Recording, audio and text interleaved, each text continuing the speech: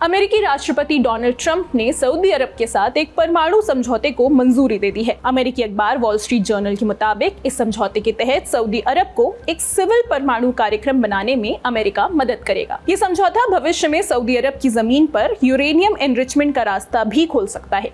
Deal 30 साल तक लागू रहेगी। इसकी कीमत दसियों अरब डॉलर बताई जा रही है। समझौते का मकसद है कि सऊदी अरब के परमाणु ढांचे के विकास में अमेरिकी कंपनियों का सेंट्रल रोल हो। साथ ही इस इलाके में दूसरे देश खासकर चीन और रूस की भागीदारी को कम किया जा सके। इस तरह के समझौते का नाम होता है 123 एग्रीमेंट।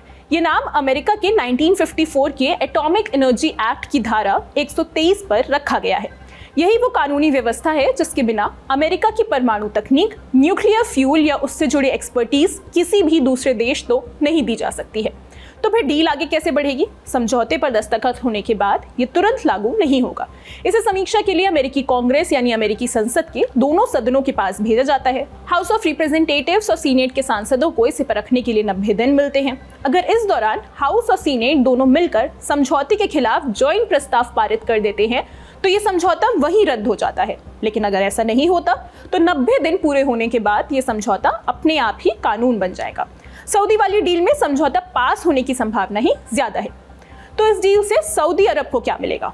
इसके मोटा माटी 3 हिस्से हैं। पहला, सऊदी अरब के सिविलियन न्यूक्लियर इंफ्रास्ट्रक्चर को डिजाइन करने और बनाने में अमेरिकी कंपनियों की सबसे बड़ी भूमिका होगी। दूसरा, अमेरिका और सऊदी अरब मिलकर एक जॉइंट स्टडी करेंगे। इसका मकसद ये पता लगाना होगा कि सऊदी अरब को यूरेनियम एनरिचमेंट की सुविधा देना फायदेमंद होगा या नहीं। अगर इस स्टडी का रिजल्ट पॉजिटिव आता है तो अमेरिकी कंपनियां सऊदी के लिए यूरेनियम एनरिचमेंट प्लांट बनाएंगी। लेकिन ये सब ब्लैक बॉक्स व्यवस्था के तहत बेहद गोपनीय तरह से होगा। यानी यूरेनियम एनरिचमेंट की सेंसिटिव टेक्नोलॉजी या उससे जुड़ी दूसरी जानकारी सऊदी को नहीं मिलेगी। तीसरा है न्यूक्लियर फैसिलिटी की निगरानी। रिपोर्ट्स के मुताबिक इस समझौते में अंतर्राष्ट्रीय परमाणु ऊर्जा एजेंसी IAEA के एडिशनल प्रोटोकॉल को शामिल नहीं किया गया है। प्रोटोकॉल में IAEA के इंस्पेक्टर बिना पहले से सूचना दिए अचानक किसी भी संदिग्ध परमाणु साइट का निरीक्षण कर सकते हैं। लेकिन डील में इस क्लॉज को हटा दिया गया है। यानी सऊदी अरब कुछ हद तक ये कंट्रोल कर सकेगा कि अंतर्राष्ट्रीय निरीक्षकों को क्या दिखाना है और क्या नहीं। तो सऊदी के लिए समझौता इतना बड़ा क्यों है? असल में सिविल न्यूक्लियर एग्रीमेंट सऊदी के लिए सिर्फ बिजली पैदा करने का मामला नहीं है। क्राउन प्रिंस मोहम्मद बिन सलमान विजन 2030 प्रोजेक्ट के तहत तेल पर देश की निर्भरता कम करना चाहते हैं। इसमें परमाणु ऊर्जा की अहम भूमिका है। अगर देश की बिजली की जरूरतें परमाणु ऊर्जा से पूरी होंगी तो सऊदी अरब को घरेलू खपत के लिए कम तेल जलाना पड़ेगा और वो ज्यादा से ज्यादा कच्चा तेल एक्सपोर्ट कर सकेगा। यानी इकोनॉमी और डेवलपमेंट के लेवल पर तो फायदा होना ही है, लेकिन इसका एक रणनीतिक मकसद भी है। अगर सऊदी अरब अपने देश में यूरेनियम एनरिचमेंट की क्षमता विकसित कर लेता है तो वो ये मैसेज दे जाएगा कि वो अब केवल अमेरिकन सिक्योरिटी अम्ब्रेला पर डिपेंड एक तेल उत्पादक देश नहीं रहा, बल्कि वो एक ऐसी रणनीतिक शक्ति बन रहा है जिसकी महत्वाकांक्षाएं पड़ोसी ईरान के बराबर है। असल में सऊदी अरब और ईरान पिछले कई दशकों से खाड़ी क्षेत्र में वर्चस्व की होड़ में लगे हुए हैं। इसकी मिसाल हमें यमन के प्रॉक्सी वॉर, लेबनान और इराक में राजनीतिक प्रभाव में दिख चुकी है। यही लड़ाई परमाणु क्षमता को लेकर भी है। माने जिसके पास न्यूक्लियर फ्यूल साइकिल पर कंट्रोल होगा उसके हाथ में एक ऐसा हथियार होगा जो दूसरे के पास नहीं है। अगर ये समझौता अपने मौजूदा रूप में लागू होता है तो सऊदी अरब को अमेरिका से परमाणु क्षेत्र में भरोसा और सहयोग का एक ऐसा पुश मिलेगा जो अब तक खाड़ी के किसी भी देश को नहीं मिला है। यानी डील से अमेरिका और सऊदी दोनों को फायदा है। तो फिर दिक्कत कहाँ है? जवाब है इस डील की डिटेल्स में। यह समझौता न्यूक्लियर नॉन प्रोलिफरेशन यानी परमाणु अप्रसार के गोल्ड स्टैंडर्ड को शामिल नहीं करता। गोल्ड स्टैंडर्ड का मतलब है कि कोई देश कानूनी तौर पर हमेशा के लिए ये वादा करे कि वो अपनी जमीन पर कभी भी यूरेनियम एनरिचमेंट या प्लूटोनियम रीप्रोसेसिंग नहीं करेगा। इसी शर्त को अब तक सुरक्षित और जिम्मेदार न्यूक्लियर कॉपरेशन की सबसे बड़ी कसौटी माना जाता रहा है। जो देश यूरेनियम एनरिचमेंट या प्लूटोनियम रीप्रोसेसिंग नहीं कर सकता वो भविष्य में परमाणु हथियार भी नहीं बना पाएगा। कैसे? बताते हैं। बिजली पैदा करने वाले परमाणु रिएक्टरों में इस्तेमाल होने वाला लो एनरिच्ड यूरेनियम आमतौर पर 3 से 5% तक एनरिच्ड होता है, जबकि परमाणु हथियार बनाने के लिए यूरेनियम को करीब 90% तक एनरिच करना पड़ता है। सबसे अहम बात यह है कि 3 से 5% और 90% तक पहुंचने के लिए इस्तेमाल होने वाली तकनीक, मशीन्स और सेंट्रीफ्यूग्स लगभग वही होते हैं। फर्क सिर्फ इतना होता है कि उन्हीं सेंट्रीफ्यूग्स को ज्यादा समय तक चलाया जाता है। यानी यूं कह लीजिए कि ज्यादा एनरिचमेंट के लिए मशीन ज्यादा देर तक चलानी पड़ती है। इसी वजह से जिन देशों के पास यूरेनियम एनरिचमेंट की सुविधा होती है उन्हें तकनीकी तौर पर ऐसा देश माना जा सकता है जो परमाणु हथियार बनाने की क्षमता हासिल कर सकते हैं। 2009 में अमेरिका और यूएई के बीच भी परमाणु समझौता हुआ था। उस समय यूएई ने गोल्ड स्टैंडर्ड को पूरी तरह स्वीकार किया था। उसने वादा किया था कि वो ना तो यूरेनियम एनरिच करेगा और ना ही प्लूटोनियम रीप्रोसेस करेगा। उसने IAEA के एडिशनल प्रोटोकॉल के तहत अंतर्राष्ट्रीय निरीक्षकों को मॉनिटरिंग की इजाजत भी दे दी थी, लेकिन सऊदी अरब ने ऐसी शर्तें मानने से इनकार कर दिया है। तो अब सबसे बड़ा सवाल है कि क्या ये समझौता सऊदी अरब को परमाणु हथियार बनाने के रास्ते पर ले जाएगा? अभी की सिचुएशन के हिसाब से कहें तो ऐसा तुरंत नहीं होने वाला।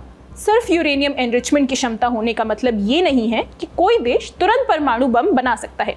परमाणु हथियार तैयार करने के लिए कई और मुश्किलें हैं। सबसे पहले एक काम करने वाला परमाणु हथियार डिजाइन करना होता है, फिर ऐसे उच्च क्षमता वाले विस्फोटक सिस्टम तैयार करने पड़ते हैं जो बेहद सटीक तालमेल के साथ परमाणु विस्फोट कर सके। इसके बाद पूरे सिस्टम की टेस्टिंग करनी पड़ती है। आज की तारीख में सऊदी अरब के पास ऐसी कोई बुनियादी ढांचा मौजूद नहीं है, लेकिन फिर भी एक्सपर्ट्स की चिंता खत्म नहीं होती। अगर एक बार किसी देश के पास यूरेनियम एनरिचमेंट की सुविधा, जरूरी मशीनें और वैज्ञानिक उपलब्ध हो जाए तो परमाणु हथियार बनाने की टेक्निकल जर्नी काफी छोटी हो जाती है। यानी हथियार बनाना आसान नहीं होता, लेकिन उस दिशा में बढ़ने की क्षमता पहले से कहीं ज्यादा बढ़ जाती है। इस चिंता की एक वजह खुद सऊदी क्राउन प्रिंस के बयान भी हैं। MBS कई बार ये कह चुके हैं कि अगर ईरान कभी परमाणु हथियार बनाता है तो सऊदी अरब भी ऐसा करने से पीछे नहीं हटेगा। तो क्या अमेरिका से हुई डील ने सऊदी अरब के लिए परमाणु हथियार बनाने के दरवाजे खोल दिए हैं? जानकारों से समझते हैं। आई थिंक ये बिल्कुल डड डील है। It's like going and buying an electric vehicle without the battery. तो बेसिकली डब्बा विद पहिए और कुछ नहीं। That is what MBS is doing, क्योंकि first of all it is not connected to the Abrahamic accords. तो एक तरह से उनके लिए डोमेस्टिक पब्लिसिटी विक्ट्री है ये, कि देखिए I have got Donald Trump to announce this deal. लेकिन जो लेट अस से कि अगर 2 साल के बाद हो सकता है there is a democratic president heavily funded by AIPAC who can simply say नहीं करेंगे, then this deal is gone.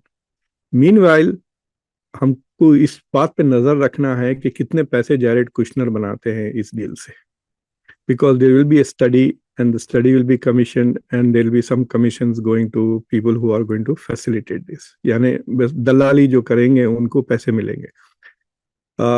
On paper इससे बिलियंस ऑफ डॉलर्स मिलने वाले हैं अमेरिकन जो वहां जाकर न्यूक्लियर रिएक्टर्स बनाएंगे फॉर एनरिचमेंट। देखिए ये डील तो इंडिया ने भी साइन की थी, लेकिन इंडिया ने अभी तक तकरीबन 20 साल हो गए कुछ नहीं खरीदा अमेरिका से। तो अमेरिकन न्यूक्लियर रिएक्टर्स भी इंडिया हैज नॉट बॉट। दूसरी चीज ये है कि जब वो बनाएंगे they are doing this under black box technology, यानी वो एनरिचमेंट की कैपेसिटी वो सऊदीज को टेक्नोलॉजी ट्रांसफर नहीं होगा। एक ब्लैक डब्बा लेकर आएंगे उससे enrich, which means the Saudis will not be able to enrich nuclear. They're not going to learn anything. There is no technology transfer. But अलबत्ता ये होगा कि they will have some enriched uranium जो उनके पास है, which is not going to be inspected. That is the assumption. देखिए ये हुए तक 15-20 साल लग जाएंगे, दुनिया बहुत बदल जाएगी जब तक। So the assumption is कि अगर Iran goes nuclear, then the Saudi Arabia will try to go nuclear. But that will be an illegal nuclear program. जो अमेरिका का पार्लियामेंट है वो सिर्फ एक ही तरह से काम कर सकता है, they can only pass a law. तो ये जो agreement will pass, it will become law, American law. तो वो president cannot just reverse it. It temporarily national security के अंडर वो suspend कर सकता है, but he cannot nullify US law. तो it becomes a US law, this program. So there is some guarantee that it will go forward. But I think it is just a signaling during the middle of the war. Donald Trump suddenly out of the blue, आपने सुना होगा कि at least 3-4 हफ्ते पहले Donald Trump ने कहा था कि मैं हुर्मुज जब तक नहीं खोलूंगा जब तक सारे मुस्लिम कंट्रीज एब्राहम एकॉर्ड्स नहीं साइन करते, जिसमें कतर का भी नाम था, सऊदी अरब और Pakistan. It didn't go anywhere, right? So what is interesting to me is कि there is also a signal for Israel in this, कि America is actually going forward against the Israeli concerns. लेकिन उस programme में इतना मतलब उसको hollow कर दिया है कि the Israelis are not going to be too worried about it.